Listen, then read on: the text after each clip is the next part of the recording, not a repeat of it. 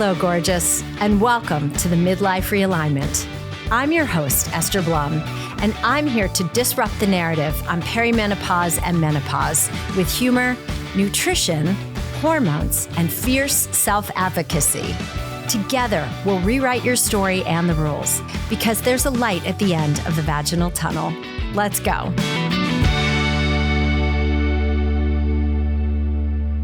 Former physio and professional trainer Rachel Godfrey has over 19 years' experience building multiple performance consulting and digital businesses. Her work has been published globally in leading media outlets, including Oxygen Magazine, Shape, Cosmopolitan, Men's Fitness, Entrepreneur.com, Sydney Morning Herald, the National UAE, and many more. Known as the A-Players mentor and co-director of Chase Life Consulting, Rachel's direct, disruptive, experienced approach to health, entrepreneurship, and peak performance has seen her become the mentor of choice for senior executives and entrepreneurs to manage their health, well-being, and performance. And I hope that you come away from today as fired up as I did. Enjoy the show. So just to add a personal touch to the intro, Rachel and I have known each other since when, Rachel? How long have we known each other now? I reckon we're going back close to 15 years. 15 Maybe years. Even more.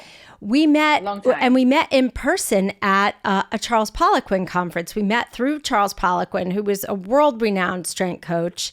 So we have been soul sisters ever since, and we regularly WhatsApp each other and leave each other messages because I've got quite a few years on, Rachel.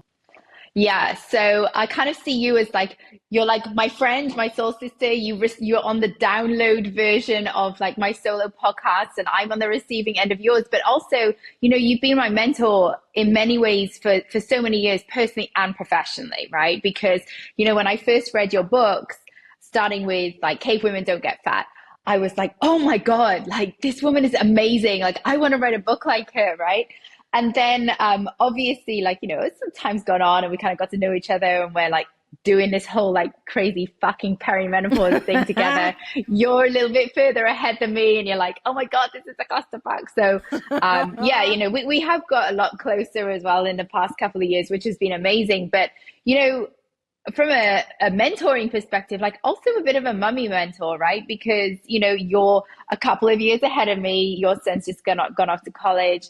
But yeah, my kids are now 5 and 7. And I'm really kind of come out of that baby phase where, you know, it's literally just about survival. And now into that phase of, okay, so I'm raising like 2 little humans who talk back to me. It's really hard to manage. So you think like, diapers and bottles are hard, and then you raise a little mini beast who talks back to you. That is another level of hard. So thanks for your advice on that. That is next level hard in the middle of what you have coined the term to be hormonal fuckery.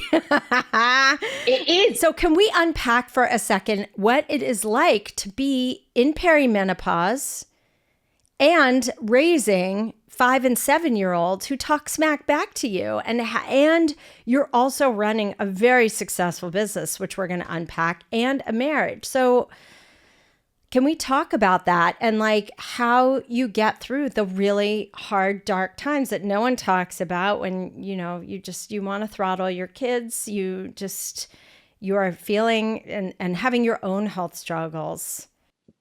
Yeah.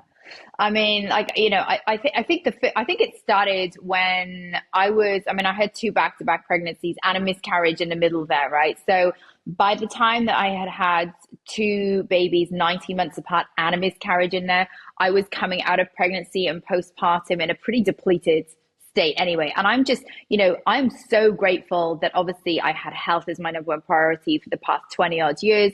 Like metabolically, I was already super healthy. I've got an amazing relationship with food, but this stuff still happens to us. You know, we're not completely immune to the hormonal fuckery that goes on after 35. And so for me, I actually started getting migraines around when I was about 38. And first of all, they were sporadic and I didn't really know what they were, to be honest. I was just like, for me, it wasn't really a headache. It was like this, like my atlas was off. Like it was just burning at the back of my neck. They then got obviously so much worse where I was getting a lot of nausea and stuff. Then I did the rounds for the 18 months to 2 years of going to see various different neurologists. I think that was the point in which I called you and I was like, hey, Esther, like, I need your help because like these migraines, I'm having like 20, 25 migraines a month. There's obviously something to do with my hormones. And so, we ran a Dutch test and GI map. And so you helped me so much along the way. And I think this was just around the time of your book coming out as well. So I read your book and, piecing this together because honestly, even coming from a health background, I've got, I understand blood work, I understand, physiology, I understand health, I understand nutrition at a deep level, training at a deep level. It's a whole new world, perimenopause. And especially if we're going to do it our way, because I'm very pleased now that, HRT and, hormonal education is starting to become a little more mainstream. But, you've really got to have like educators who face such resistance. And you've been one of them doing this for so long now. You've faced so much resistance to get stuff, like mainstream. But it was so helpful for me. And so I think, educating myself even further into this.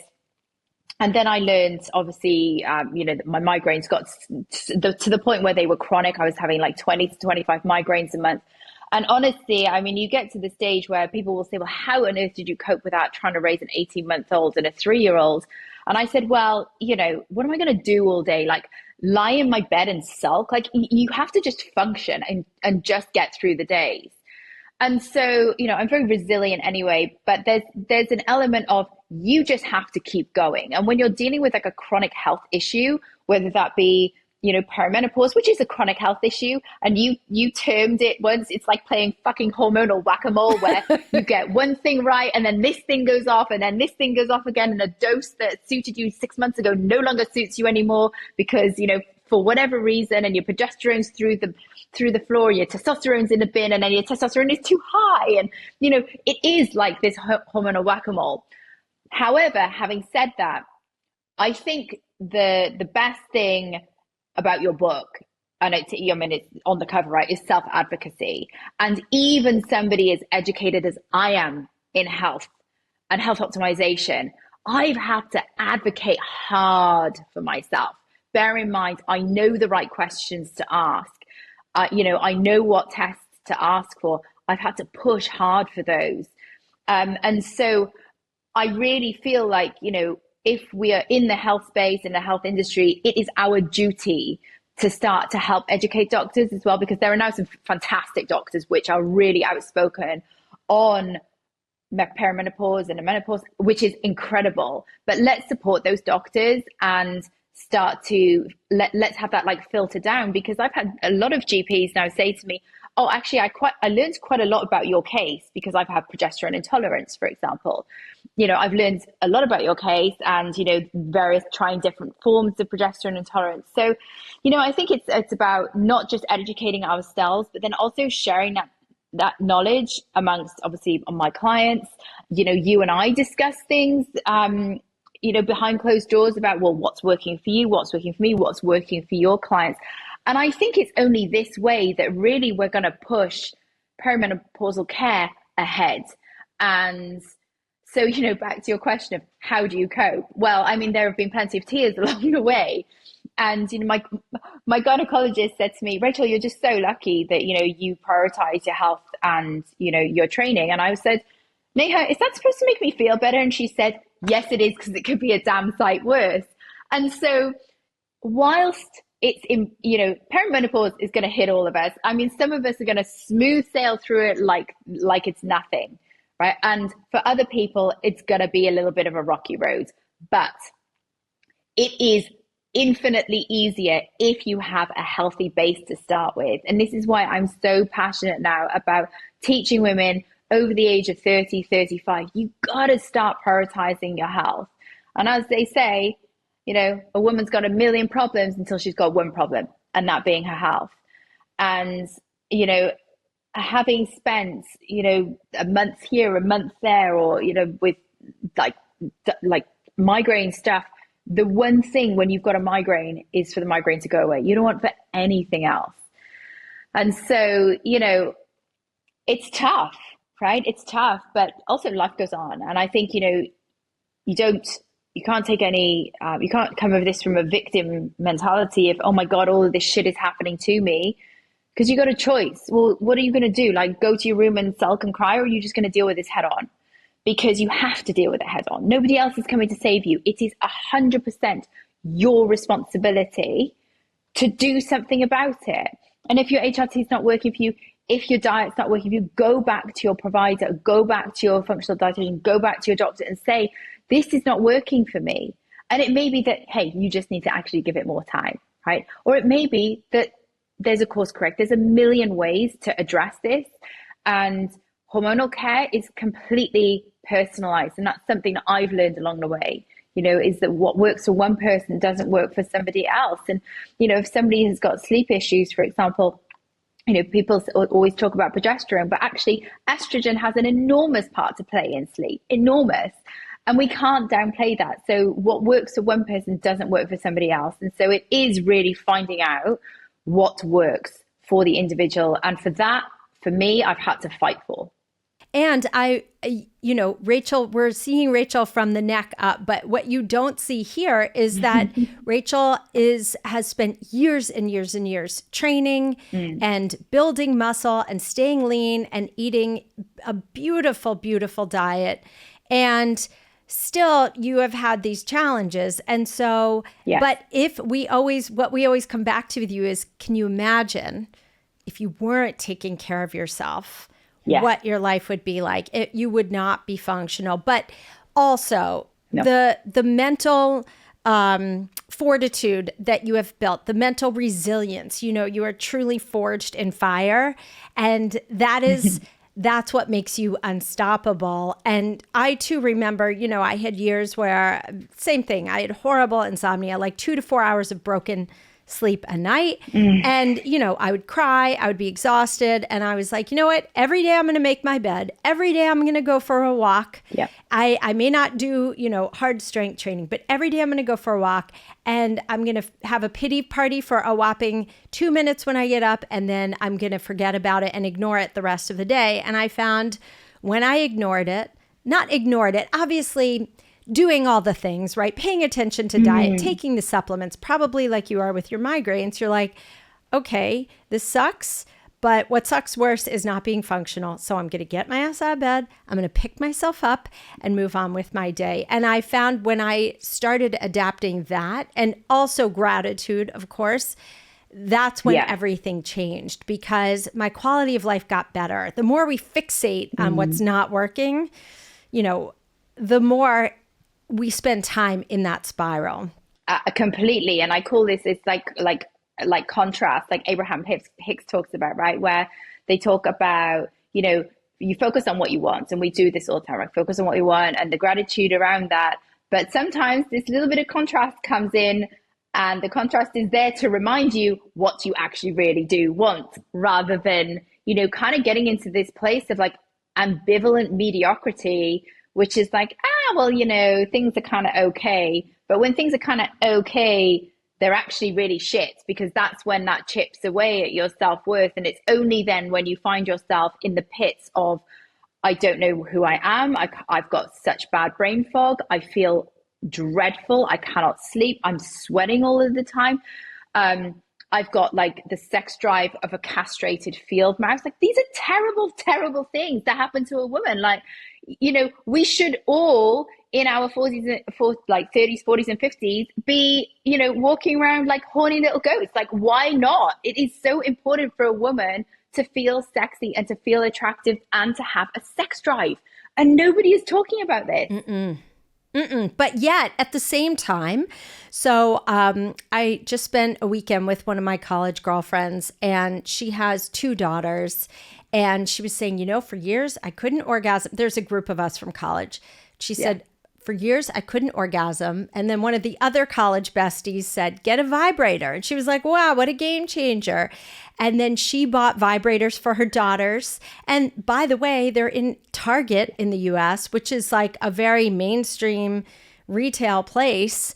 So, I think as much as women don't know about it, I think they're discovering. And when I see Yeah. vibrators sold in Target, I think amen, because we are normalizing this. Growing up, this was never a thing, but I ended up buying my Mm, mother a vibrator toward the end of her life, and love it. because she read my books and was like, "What do you think about masturbation?" I was like, "I think it's the greatest thing in the world." She was like, "I want that." My dad had passed. She was like, "I want to orgasm again before I die." I was like, "Well, then let's get you a vibrator." And I bought her, I kid you not, the model was called the Bomb Fucker.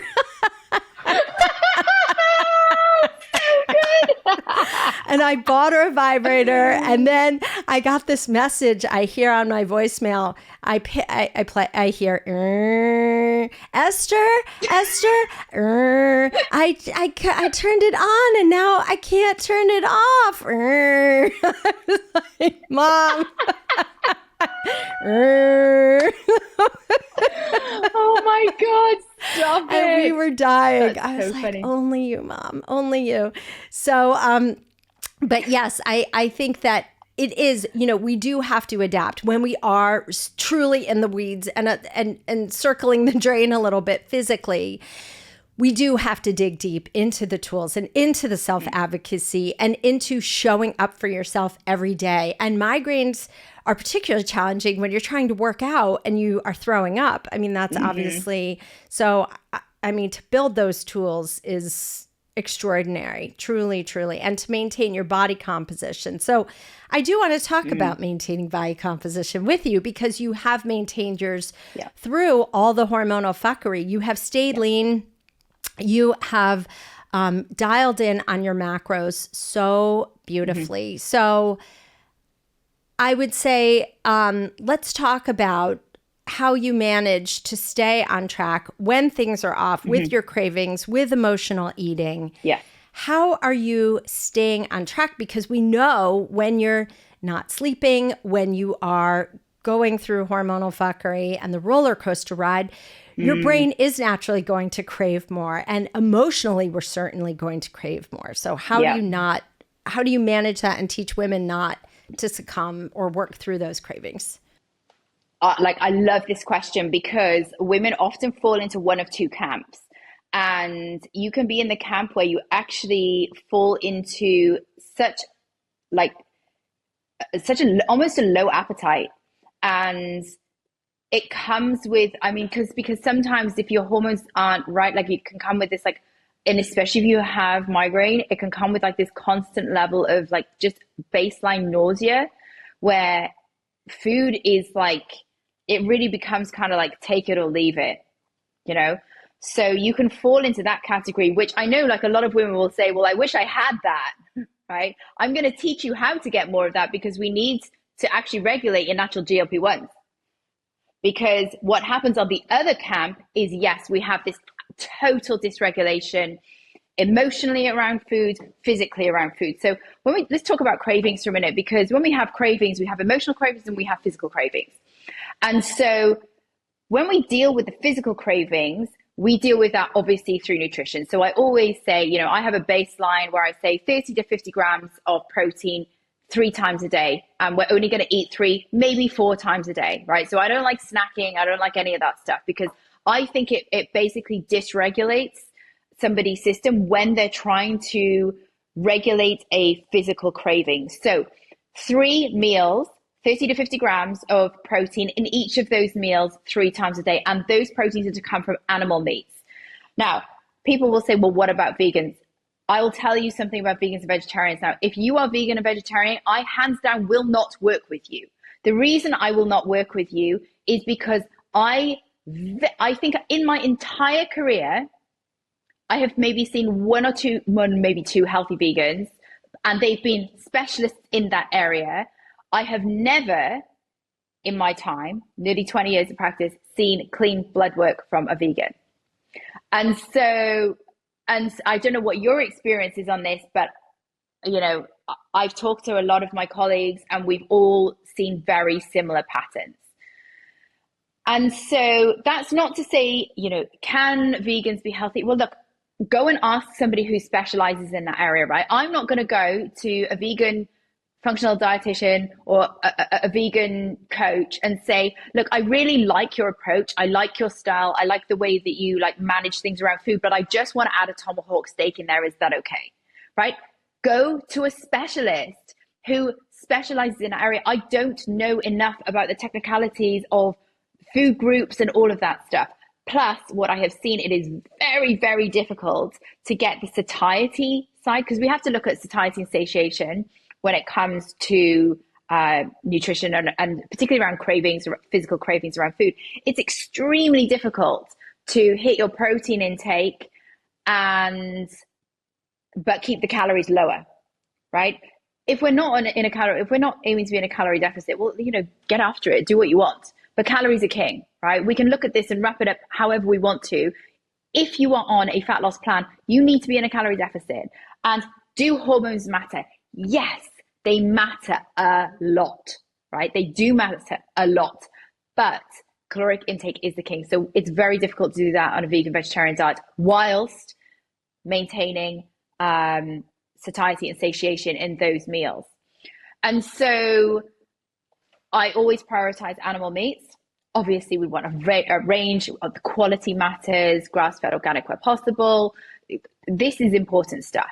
We then look at vegetables and fruits. Now, I think fruits have been completely demonized by the fitness industry for many, many years. So I like when my clients have a piece of fruit with all three of their meals. So that's 3 pieces of fruit a day.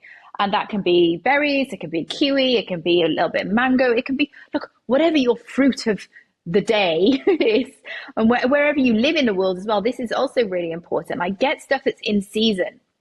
And then obviously adding in carbs strategically. So I place my clients' carbs after they train and before they go to bed to help and aid and assist in sleep as well.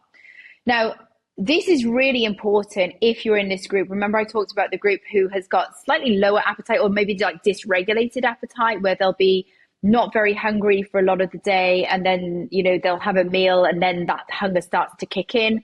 You can be in that camp, or you can be in the camp that's just absolutely ravenous because your sleep is off everywhere.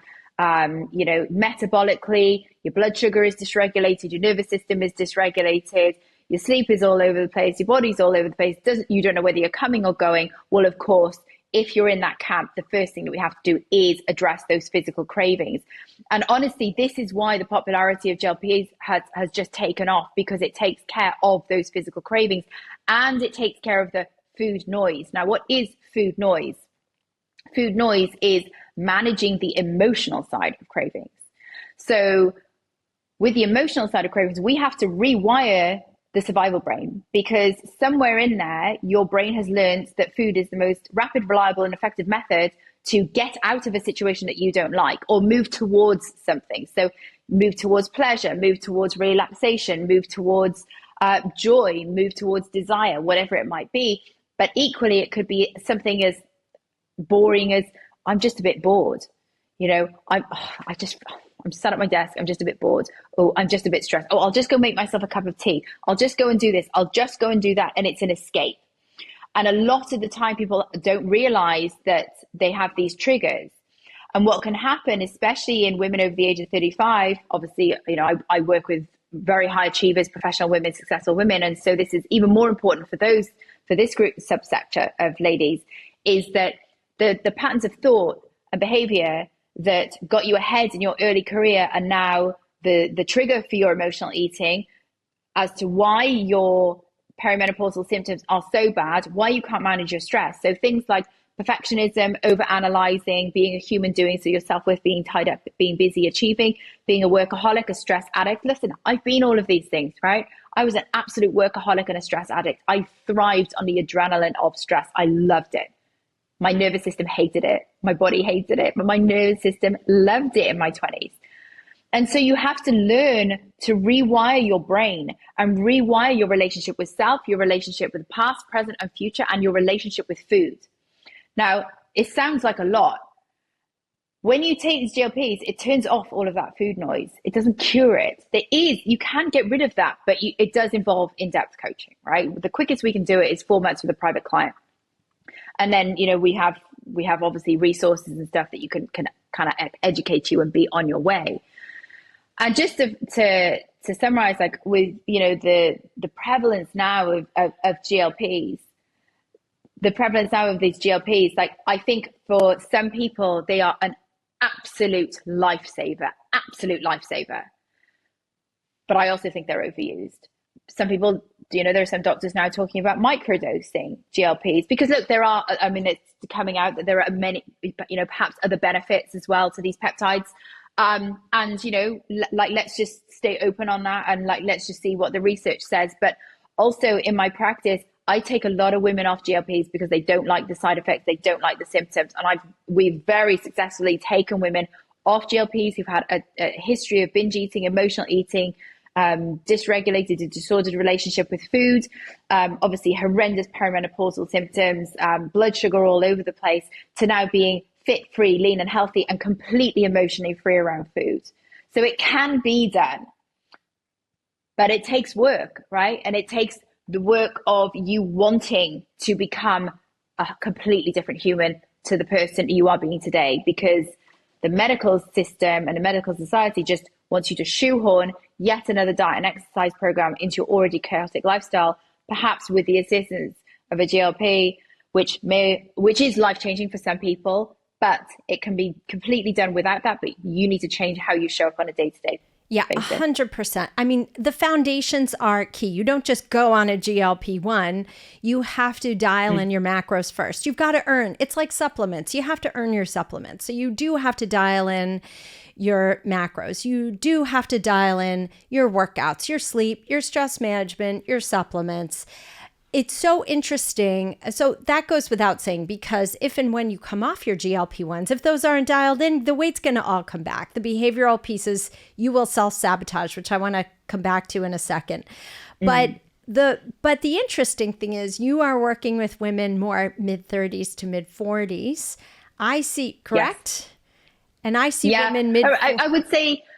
I would say like over 40s to 50s. Over 40s and 50s. Okay. So this is something really cool. I don't know if you've seen the research that is coming out on GLP-1s and HRT being 15% more effective than just a GLP-1 or just HRT, because I do, and I'm sure you do too, I do have those clients who are logging their macros. They're working out, they're getting their steps, they're lifting their weights, they're doing all the things, and the weight isn't budging. And it's months and months and months, and they're really dialed in and focused on the big picture, but the weight won't budge. And it's because the insulin receptors by midlife are just not working nearly as efficiently as they are in our younger years. And especially if we haven't had the metabolic reserves, we haven't lifted weights in our younger years. We're now only starting to lift weights in midlife. So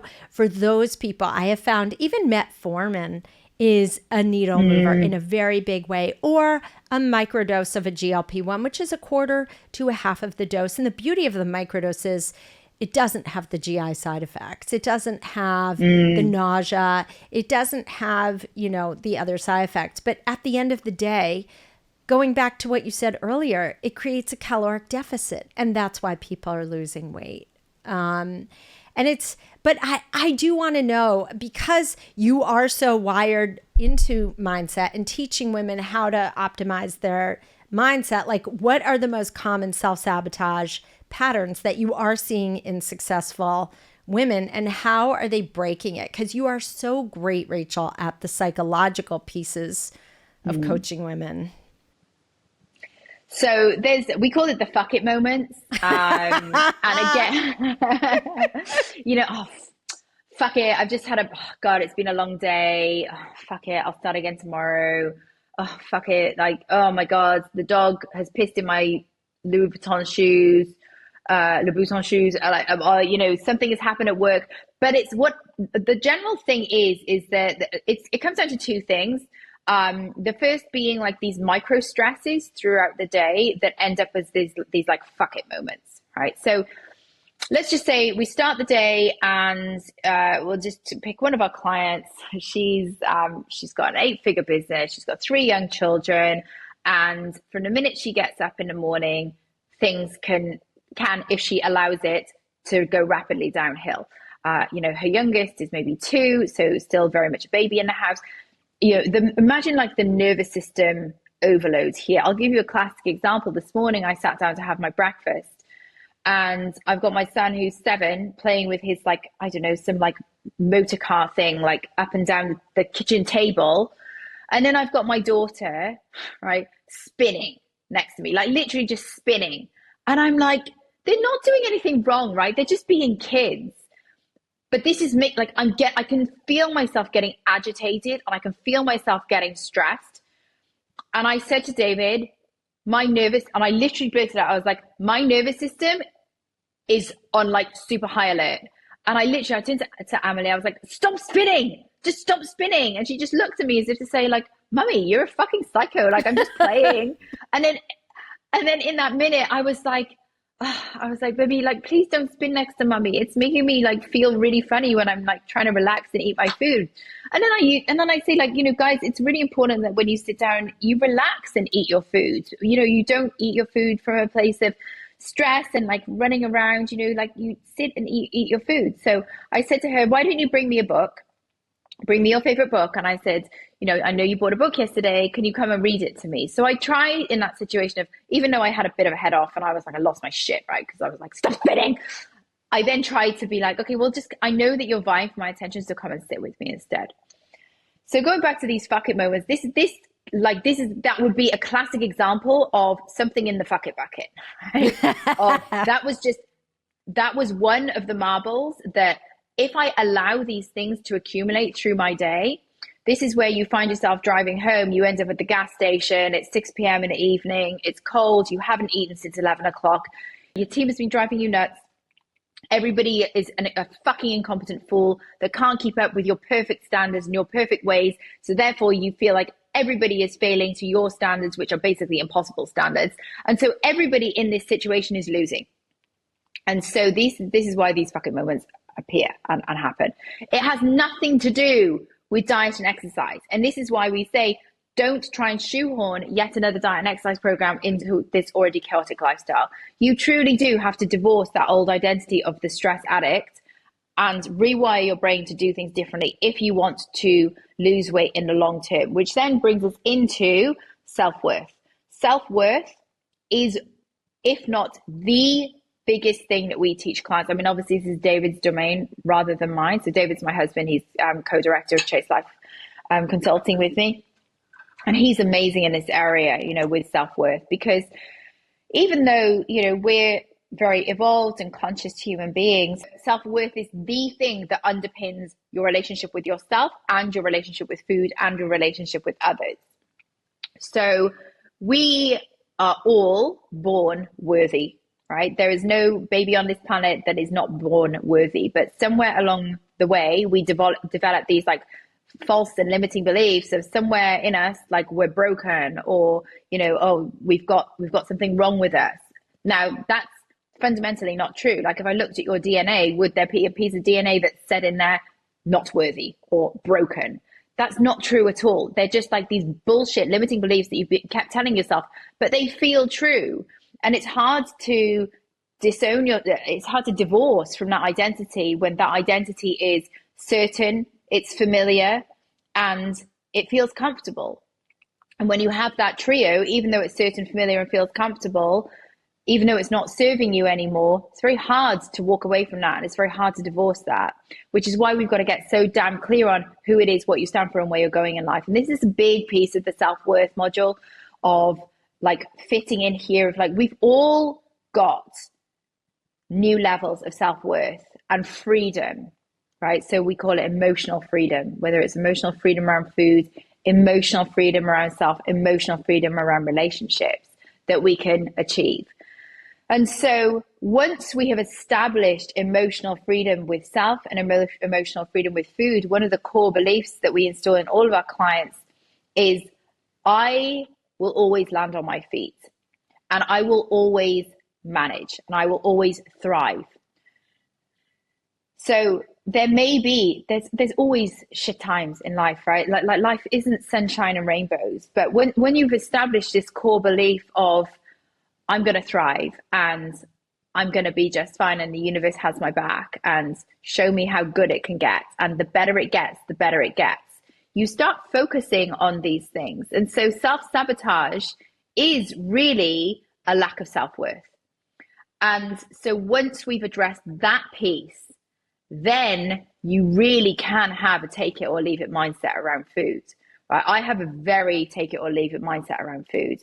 And so as an example, I mean, of course my body fluctuates from time to time as well. Like, if we go away on vacation and there's like buffets and there's desserts, well, of course I'm going to like eat more at a buffet. Of course I'm going to sample all of the desserts because I love dessert. I mean, tiramisu is like made for me, right? I love it. So I'm going to sample it all. And when I come back from vacation, I'm probably going to be a bit softer. It's not like I get on the scales and go, oh my God, I've gained 2 kilos. Like, I just need to look in the mirror and see it for what it is. I lift up my shirt and go, oh yeah, I'm a bit softer. Well, of course I'm softer because I just consumed a vast amount of calories over the past week whilst I was on vacation. And what do I do when I get back? Absolutely nothing, because I go back to my normal way of diet and exercise. And you know what, like 10 days, 2 weeks later, like that's the body. And so we've got to stop looking at the body as a robot of calories and macros and weighing scales. Like, we've got to understand that we are mental, emotional, spiritual, energetic, physical human beings. And we only focused on the physical. And so those clients who are not losing weight when it comes to, if they're doing everything quote unquote right, I can almost guarantee that in one of the other bodies, whether it be spiritual, emotional, energetic, there is some roadblock there that they have limiting beliefs around. And once we get through that, I can't explain it, Esther. Like a lot of people will say, oh, well, everything has to be done by science. Like, science doesn't explain a lot of shit, right? We got to use experience, we got to use intuition, and yeah, we have to use science. But I do so much stuff in my practice that is not science-based yet, but I can guarantee you, as soon as we can start measuring stuff that we do with quantum and energetics and mindset work, I can guarantee you we get results, right? And what's the first rule of medicine? Do no harm. So do no harm is the first thing. But I think that unless we're also addressing the emotional, energetic, and spiritual bodies, we're missing a massive part of medicine, which, science currently boo-hoos as fucking woo. I mean, it's not fucking, it's all fucking woo until it works, right? And this is where I think, like Dr. Joe Dispenza is doing an amazing job of putting science and research behind what he's doing. So he's really bridging that world. 1,000%. And you and I, for those of you who are new to Rachel, she and I did a whole in-depth podcast on overcoming trauma and how I overcame childhood sexual abuse. And it's the trauma piece is very real and very important that you manage it, because that also has a huge impact on self-worth. And I find so many of my clients go through the same thing. And it's these old limiting beliefs around worthiness.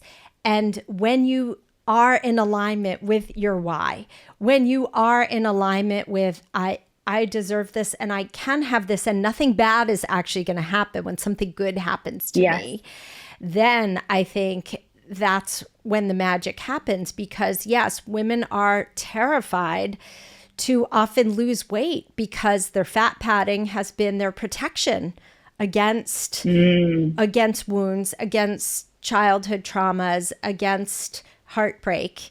And to release that, they don't know who they are, or they don't know what to do with unwanted attention of people all of a sudden noticing them and reacting to them differently and seeing them as sexualized beings. And they're not comfortable with that.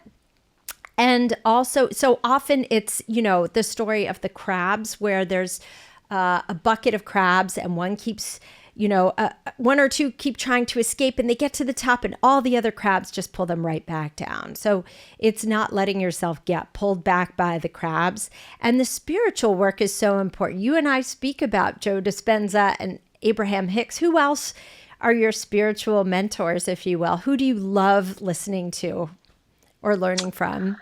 I I don't really have who have I got, I'd have to kind of like go through well, I've gone through like this series over the years of finding different books and like realizing that a lot of them say the same thing. So I remember maybe like I was in the States at the time, like actually probably one of the Vegas trips that we met on. I bought a couple of books when I was like in this LA bookstore, like a lot of the Osho stuff, so really like old school. I then went into a lot more of reading The Power of Now. I've read Conversations with God. I had kind of like a bit of a funny relationship with God, like growing up. I was never ever religious at all. In fact, the word God was like, oh no, I'm not religious at all. And I think that that was like school doing that to me. I talked about this recently with my best friend, and she was like, oh, I used to hate RE lessons. And, just the way that like religion was, and, Christianity was like taught at school. I was like, this is not what like. Doesn't resonate with me at all. And, in the past couple of years, I have definitely, the more I've learned about consciousness and connecting with spirit and higher self and guides, all that is the next, well, the highest version of yourself, of which some people call that God, right? I don't, I have this, if you go to any like religious establishment now, like this is the one of the things that I love about being over here in the UAE is that, all religions here they just get on. So one of the places that I go is there's a mosque, a synagogue, and a Catholic church all in the same area, right? And it's the same like vicinity. It's like the same like establishment. And so I think that that's pretty amazing for, the state that the world is in right now, to be able to have a place like the UAE where we have like so many races, so many religions, and it's just like this melting pot. And you know what? Everybody just gets on. And so whether you're whether you're very religious and, there's whoever your God is, right? My God is like consciousness and energy, and it's like connecting to, and it's allowing and just having that quiet time to connect to your higher self, basically. And so people will call that angels, guides, God, whatever it might be. And so I've had to kind of like really like detox this word about God over the past couple of years, and actually what it means for me. And so what it means for me may not be what it means for somebody else. I wouldn't consider myself religious, although I do like understand a lot more religious principles now from different religions. But I wouldn't say that I don't practice any religion. Like the only thing that I really do is just try and connect to quiet. And so allow like the quiet and the space to have whatever downloads need to come. And, if I need to like ask for help with anything, then yeah, I ask for help and I ask for guidance. And where that comes from, like, I don't know. Some people will say God, and that's okay. But then we're back to the same conversation around conversations with God, as who is God, what is, and all of that. So it's kind of like a complicated area, and it's one that I'm still kind of working on, if you like. But it's also one that I feel the more I work in that area, I joked for years, I'm just coming out my spiritual closet, because I've been such a like science nerd for such a long time. And now I'm like a fully fledged, like spiritual, like, gangster. And I think, you get to the stage where you are ready to ask for help and to ask for guidance, whether that be from mentors or your next level self. And I think once you open that up, and things actually start working out for you, right? I'm like, okay, well, holy shit, this works. And then you try it again and you try it again, and you become a lot more open-minded. So I would say I'm open-minded. That's it. And some people call it source, the universe, whatever It is, as long as you're plugging in to the energy of receiving, the energy of spiritual and creative downloads, especially if you're an entrepreneur or you're a problem solver or whatever it is that you do in life. Doing it alone is far harder than co-creating with the universe and attracting what is meant for you. And I do believe that is a really important tenet of success, whether it's your weight loss journey, whether it's your business journey, or just as simple as personal growth and raising children. we do have to have help. And that is why I meditate twice a day. I meditate in the morning on my walks. I listen Amazing. to various meditations. And then in the evenings before bed is just my deep breathing and relaxing my pelvic floor and doing diaphragmatic breathing. But yes, all of that is so important.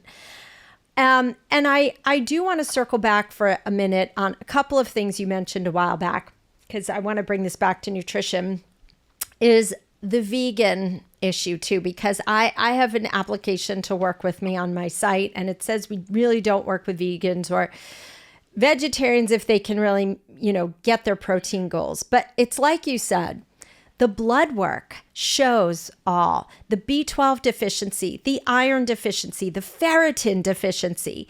That does not course correct. It barely course corrects, especially if there are thyroid concerns, let alone when you don't even have the solid foundation. And what people forget or have unlearned is that red meat is the most nutrient dense food on the planet, whether it's beef, bison, venison, ostrich, that is, and organ meats too. We forget about organ meats, and those are the most vital ways to fuel our body, and no amount of supplements corrects it. I've had people take ground raw liver capsules who are vegan, much to their horror. I'm like, your life depends on it. And so I simply cannot take somebody's money in good consciousness when I know I am physically not going to move the needle.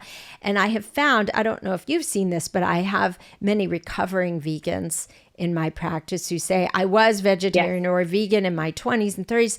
Now I can't do it because I can't sustain my blood sugar. I mean, you have to have 2 cups of quinoa to get the equivalent of a 4 ounce of the protein in a 4 ounce chicken breast. So it's just math. It's really that simple. And I love that you talked about the insane cravings that vegans have. It is very rare to see a vegan who is balancing her blood sugar because she is using beans and rice to make a complete protein, which is just, even though beans are fibrous, at some point you're going to get an insulin bump when you're trying to shovel it all in to meet your protein needs. So I think just the mental aspect too, I will say the moodiness, the irritability is very, very real.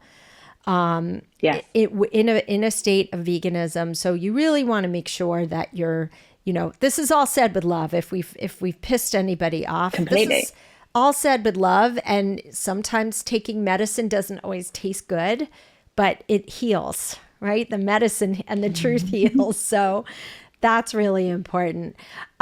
And also, speaking of blunt, you and I always say moderation is a lie. So why does this trigger people so much? Why do people get so pissed off when you say moderation, even in moderation? Why is that so triggering? It seems so common sense. Just like when we go to the vegan coach and we ask for a tomahawk steak. People who come in to consult with someone like myself or with Esther, we're pretty disruptive. We tell it how it is. We want results for you. What we have built our practices on is results and helping women. And so it's really peculiar to me that somebody would come in looking for balance and looking for moderation. That is an absolute bullshit lie for somebody saying, basically, I want to kind of do this, but I want you to cater to my preferences. Honey, it's your fucking preferences that have got you into this shithole in the first place, right? We have to stop. It's your fucking preferences that are the problem, right? Balance is the fucking problem. The fact that you need a glass of wine to go to sleep at night to help you sleep, that's not helping you sleep. There is a difference between being in a coma and being asleep, right? If we look at the performance of your sleep, it is I can guarantee you your heart rate variability will be affected. Your resting heart rate will be affected due to sleeping. You won't be able to go into the deep sleep that you need, and so many other things. So we'll talk about alcohol afterwards, but I'll just use that as an example, right? Where people will say, well, I don't want to have to give up all of the fun things in my life. Well, that's a massive red flag for me. And honestly, I won't take on a client like that. We screen clients as you do before they come in to work with us. And unless it's my way or the highway, unless you're going to come in and do it my way, and you're going to do everything that I tell you to do. And guess what? It's going to be harder, more expensive. It's going to be longer, and it's going to be require a lot more of you than you even like in your wildest dreams. It's going to be longer, harder, more expensive, and consume more of you. And it's going to be the best fucking thing that ever happened to you. You're going to look back in 4 months' time and go, oh my God, I do not recognize the woman who was speaking in that way. And so this is why I say balance and moderation is a myth, right? Like we can have balance and moderation in other things, but if you want balance and moderation in your current life, just shoehorn this diet and exercise program into your already chaotic lifestyle. Guess what? 6 months' time, 6 years' time, 2 decades' time, you're going to be in exactly the same place, but a lot worse, probably carrying an extra 20 kilos, having your blood sugar totally dysregulated. So we need to come in right now. Like my clients call it like the velvet sledgehammer, and they actually ask for it.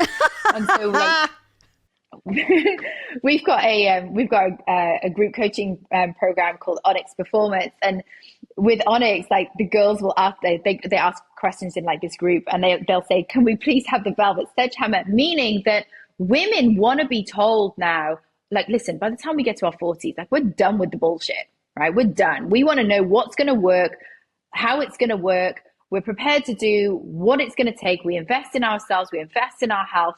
We're prepared to do things differently. But, you know, there are some outliers, and actually I would say more outliers than I'd like to admit, where people still ask for balance and moderation, where they want to basically have their cake and eat it. Well, if you want to have your cake and eat it, you are not going to be working with a coach like me, and you're not going to be working with a coach like Esther. Full stop. And that's why balance and moderation is a lie. You have to divorce your current identity, and you have to step into the next level version of yourself, who knows who she is, what she stands for, and where she's going in life. She's hot, sexy, and magnetic. You're not going to be hot, sexy, and magnetic with a lean and fit and healthy body whilst carrying the bullshit of your past, period. Period. Hands down. That's it. And alcohol. Okay. Oh my gosh. You are no stranger to tequila and red wine. I am no stranger to vodka and gin. And yet it's such a beast for people to give up. I rarely drink now. I usually drink on vacation because it does disrupt my sleep so much. I don't feel well after. I mean, I don't even crave it anymore. But it was a real mental divorce. It was a real social and mental detox. And for me and for a lot of women, where they don't realize they can actually just say, yeah, I don't drink. Not, oh, I can't drink. Not, oh, my nutritionist says I can't. It's, I don't drink because I don't sleep when I drink. I don't want to drink. I actually want to lose body fat. I want to fix my gut, right? What are the things that enabled you to dial back your alcohol? I would think migraines were a big piece of it, but also what are the conversations you're having with your clients about alcohol? Because telling them it's going to harm their body is one thing, but what is the carrot that really motivates your clients, or what do you say to get them to cut back or give up? Yeah. So for me, it was definitely premature departure from alcohol. I love to drink, right? So I can talk about all of this stuff being like, hey, like I'm a former party girl, right? I loved a good thrash, you know, all of the wines, all of the tequilas, all of it, right? However, I obviously noticed that obviously the migraines were getting triggered by alcohol. And then I started to, I hadn't drunk for about maybe like 6 months to a year. And in that 6 months to a year, I was just like noticing how good I felt. So this would have been like just before I turned 40. So 2 years ago now. And I was like, I'm just feeling so fucking good. You know, I at this stage got a handle on the migraines. I was feeling so good. I was like training, I'm recovering from training. My sleep is really good. Like everything is just like, you know, on point. And like, I've always been pretty lean. Like it's very easy to stay pretty shredded when you don't drink alcohol. Right. And so that was like, obviously like a big thing for me of, I still shoot bikini. Like I'm still like shooting all of the time. And so I just got leaner, like literally naturally. And I wasn't drinking that much anyway, but it was just, it was just kind of enough to be, I guess, 1 kilo to 2 kilos heavier than I am now. and I was still a perfectly healthy weight and I was still lean, but I'm definitely walking around like probably 2 kilos like lighter now than I was, and I feel really good.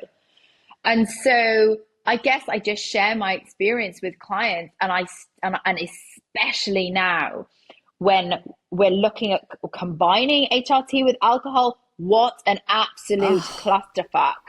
thank And you. you got to riff on this because like this is your thing. And in fact, I've shared one of your reels so many times to my clients about, I'm like, listen to Esther, listen to what she has to say. Like if you're an HRT and like to try and detoxify alcohol and then detoxify estrogens, like not a good combination we've got going on here. So that's definitely your domain, but like I 100% agree with you on that. And if people want to drink, like maximum. I don't even have like this weekly thing. Like what I usually say is, um, you know, special occasions only, and it'll be like 1 to 2 glasses. And like if there's a need for alcohol beyond that, we have to look at like obviously the psychological draw to that. Yes, 100%. I even my clients and myself too, back in the day when I was having one drink a week, it still fucked me over with my weight, with Yes. puffiness, with bloating, with gut dysfunction, with sleep. What people don't realize is even one cocktail slows down thyroid function for up to 4 days after you drink it. So people will have one or two drinks on a Saturday night. The bloat really shows up by Monday, Tuesday, because the day after you can get on the scale and you're dehydrated. So you think, oh, I drank and I lost weight. How do I manage that? Well, that's because it doesn't come and smack you on the ass until a few days after that. So that's number one. Number two is, yes, as you mentioned, your liver, right? Alcohol is a class 1 carcinogen. And so your liver is going to say, I better prioritize detoxifying alcohol over hormones. So it says, hey, estrogen and progesterone, you're going to hang out for 4 to 6 hours while I metabolize just one cocktail. Puts the pause on detoxifying your hormones for 4 to 6 hours. Some providers have told me 8 hours, but either way, so think about that. That's 25 to 33% of your day is spent in a state of estrogen dominance. And plus, if you're drinking beer, you're going to be estrogen dominant because it's all wheat. So, it's all of those things will really do you so dirty. So no, it's really not recommended when you're on hormones to drink. And also, I treat so much gut inflammation, and I have watched women they invest a lot to work with me, then they invest a lot in their supplements. And I say to them, if you drink alcohol, this protocol will not work. And the ones who fail come back and I say, how much did you give up that bottle of wine you were drinking? No. I'm like, well, you just wasted months of your time. What are we doing here? And months of my time. What are we doing here? So you want to make sure that you do go back to those psychological pieces that you were speaking about, the mindset pieces of what am I attaching myself to? Am I attaching myself to my party girl identity of my 20s? Which, please, no one makes a better martini than me. No one, okay? So I'm well aware of the joys of booze. I love it. But I also tap into my greatest and highest spiritual self, who is so incredibly grounded. And like you say, sleep is better, mood is better. I'm an asshole the day after I drink. I'm irritable to my family. That's why I stopped. And, you have to really almost throw a grenade and burn down who you were. That's not burn it down, but just close the door on that chapter and say, you know what? That was such a great time in my life. I loved going to dance clubs in New York City. I love going to gay bars and dancing my ass off. I love doing all those things. But now I can do all those things, but I just don't do it with a cocktail in my hand. I just do it with a mocktail in my hand instead. And I still laugh as hard. I think I'm just as funny. And I don't pick fights with you. I'm not grumpy the next day. So it's like, why can't we just say that was a lovely chapter? Now I'm actually in this next amazing phase and just free ourselves from hangovers. It's not, it's not completely. And I think, I look back on those days and God, it was fun. God, it was fun. I've made some like fucking unspeakable decisions that will haunt me for the rest of my days. And they've been hilarious. But I would argue now that like life is better now without alcohol. Like my friendships are so much better, like just deeper connection with myself, with spirit, with the universe, and like co-creating. And like my friendships, my female friendships now are just like so like rock solid tight, and like the shit that we talk is hilarious, right? And there's no alcohol involved. But the shit that we talk is so funny. Like we are the most hilarious people on earth. Yes. Fact. But probably just as well that we all live like different parts of the world, and there is no alcohol involved, because I mean, imagine what a menace to society we would be. But we'd be awesome. We'd be making stupid decisions, but rocking it while we do. Exactly. Oh my gosh. All right. So I just want to ask you, Rachel, if you have any, I mean, you're such a wealth of knowledge, and obviously we will put all of Rachel's contact info in the show notes, but A, where can we find you? And B, what are just anywhere from 1 to 3 pieces of just your favorite pieces of advice that you want women to take away today? Yeah. Okay. So where you can find me, I'm most active on Instagram at the Rachel Godfrey. I have websites as well. So our main website is chaselifeconsulting.com and thehouseofonyx.com. And then we also have a podcast, which you have been on, and I'd love to have you back on our podcast too, which is the Chase Life podcast. And we talk everything on there, from like hormones through to like, we do a lot of like heavy mindset work in there, rewiring the brain. A lot of things that like high performing women deal with. That's all on the side of the podcast. But I think the thing for me that is so important is for me to show up as an authentic coach, right? And as a mentor. And I've built businesses, and I've been in this health space for a long time now. And I am so, like you are, obsessed with helping women grow and changing the lives of women through health and fitness, because I see everything and the freedom that it has brought me, and it has brought my family, that it has brought my friends, that has brought my parents, right? And I'm on a mission to change the lives of 1 million women through health and fitness. I can't do that alone. And so it's my mission to train people. And so all of our private clients who come through our program, for example, they're often leaders of teams. And I always say to them, how can you get your team doing this? I've got she's now one of my best friends. She was a trader of a bank. She had her whole trading platform, wearing Fitbits, going out for walking meetings, making sure that they were having protein for breakfast. Like this stuff just absolutely, it makes me so happy. And when I love watching people succeed and watching people fly, particularly women who work really damn hard. And when I see a woman who is just in her space and in her power, and she's hot and she's sexy and she's magnetic, and look, if I've had a small part to play in her journey, it's even better. But watching her just be so authentic and so real and so kind, that to me is why I'm doing this. And I think, the healthier that we can become, the better as humans that we can operate. Women, good women, like strong women, strong feminine women, right? And really, really needed in this world right now. And so if we can be that and teach others how to be that, being unapologetically feminine, healthy, strong, and magnetic, everybody benefits. They benefit for obvious reasons. Their families benefit, their husbands benefit, their children benefit, whole of society benefits.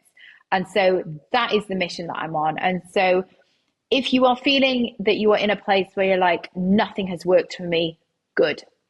Because now you know what hasn't worked for you.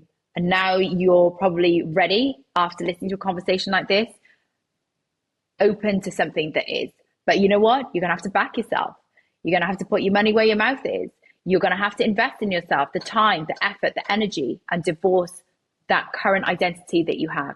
because your body is simply a delayed representation of who you have been being up until this point in time. You divorce that identity now, create the next level one, and that's where you're going to find your next level body. Amen. Rachel Godfrey in the house, everyone. Thank you. Thank you. Thank you. Loved having you on. Thank you so much for having me.